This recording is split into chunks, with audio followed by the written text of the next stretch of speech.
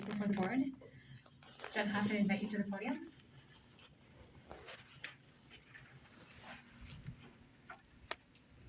Good evening, board. My name is Judd Hoff. I'm the chairman of the Citizens Flag Defense Council.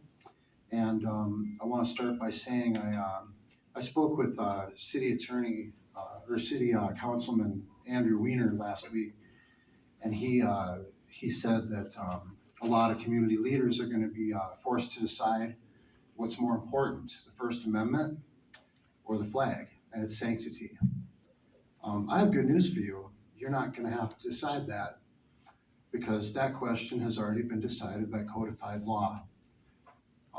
Minnesota Statutes Annotated 609.40 prohibits alterations to the design of the flag and is still in effect, as well as Alexandria Code 9.53, which is still in effect.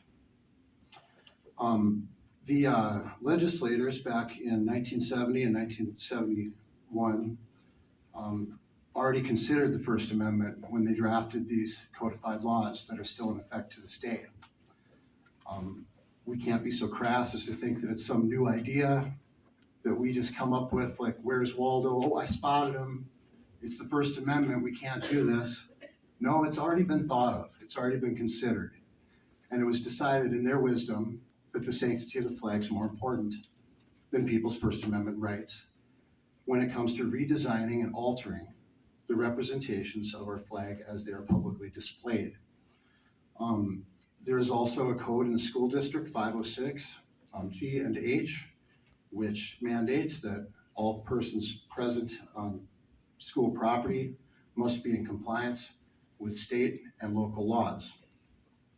Now, a lot of people will jump to claim that the U.S. Supreme Court struck down such laws, such as our city attorney, Tom Jacobson, last week. He is incorrect. They struck down Title 18 U.S. Code 700 and the provisions for flag that prohibited flag desecration only. There has never been a Supreme Court decision which struck down any parts of 609 and 9.53 which pertain to flag redesign. They're still in effect to this day. There was one decision that some may point out in 1974. A Washington State student had put a peace sign onto a flag with removable tape, but it wasn't a permanent design. It was not commercially reproduced. There's also provisions in the aforementioned statutes and laws which prohibit commercial use of the flag, redesigning the flag and distributing it commercially and displaying it publicly are legal. And I guess your only question that you have as the board is, how do you bring your staff and students into compliance? Until there's a Supreme Court or a state Supreme Court challenge, the laws are in effect. 609.40, Minnesota Statutes Annotated, is in effect.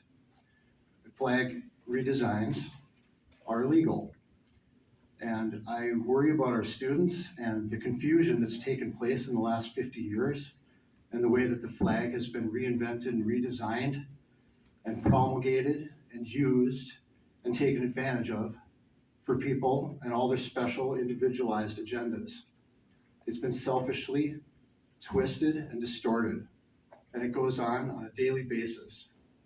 It is your job as the board to see that all people on school property are in compliance with state law. And I leave this challenge before you, as I'm sure it's not going to be an easy task, but do know that there are people in this community, veterans, many heroic veterans, such as Alexandria High School graduate Jeff Bergner, who many of you might remember. He shares my opinion. Flag representations have been an offense to many veterans who feel that the whole flag represents their sacrifice and service, whereas lately, different people have come up with renditions of the flag that are illegal, that attempt to honor veterans, such as my father. His service flag that was on his casket is sitting over there by my wife. He was at Pearl Harbor. He fought against the Japanese at Pearl Harbor and the Philippines. And I know that he wouldn't be honored by a strange Orwellian-looking black and white flag with a strange green line down it. And how any veteran could think that that's some kind of honor when the entire flag represents not just them, but the unity, like we said this evening when we said the pledge together. Indivisible. Ask yourself what these images serve to do and accomplish when it comes to being indivisible.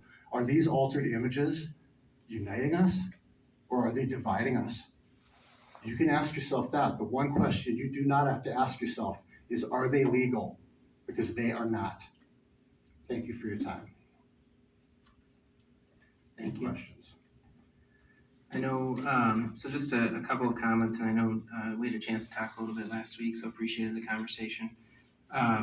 Know that I was out at Voyager Elementary School, second grade, and had a chance to watch our second graders be instruction through Miss Collins' class around the background of not only flag respect, but also the words behind the Pledge of Allegiance. So it was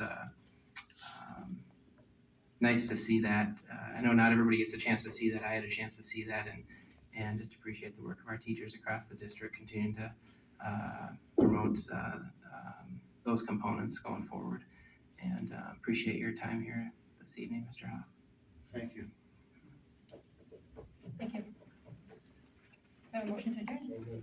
Thank you. Meeting's adjourned.